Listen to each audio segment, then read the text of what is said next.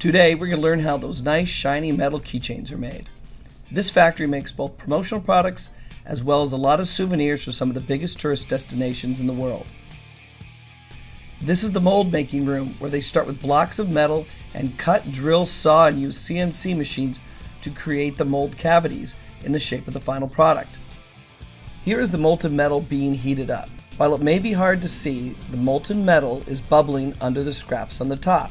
There is nothing cooler than watching metal boil. They are eco-friendly in that they will use more than 95% of the metal they start with. The metal is heated to a liquid form and poured down a tube into the cart that is on the track. As you look down the track, you can see about 10 molding machines. The cart will travel down the track and pour the heated metal into the molding machines. Inside the molding machines, it will keep the metal heated in its liquid form, then the metal is injected into the mold. We are watching the keychains being pulled out robotically and placed into the cage to cool down. At first, it's difficult to see what the shape is, but as someone is pulling off the excess, we can see a bottle opener. There are still some sharp edges and parts that need to be removed.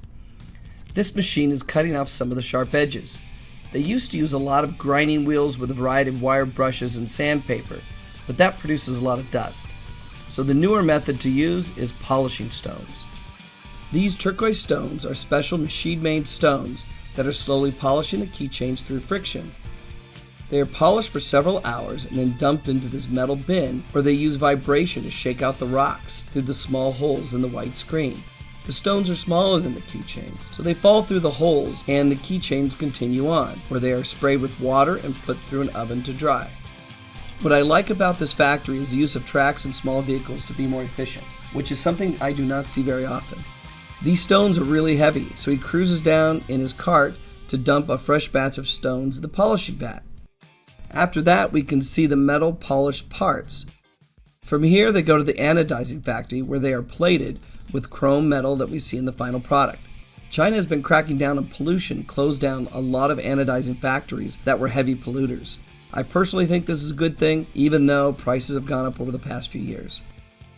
Now that they are back from being anodized, once they pass inspection, it's off to the final assembly or to the painting room, depending upon the keychain. If they need painting, they fill the recessed areas with paint by hand, and this is a very tedious process, as you can see. They are using essentially plastic wrap and a plastic needle tip. I've seen this process done with a few different tools, but it is always time consuming. This is the same process that is used in making lapel pins as well. Once they are painted, they are cured in an oven for several hours at high temperature.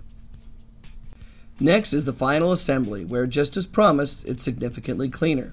Again, this is very detailed work, screwing, gluing, and attaching everything for the final product. The girl in the striped shirt is making keychains for Las Vegas. This part I really like because I hate to attach my keys to a split ring. I always think I'm going to break a nail or stab my finger with a screwdriver trying to keep it open. But this lady has it down. She uses a small pointy punch tool to open it up and a piece of plastic on her thumb to protect both her thumb and the keychain from being scratched. After this, it's off to final packaging. And that is how cool stuff is made.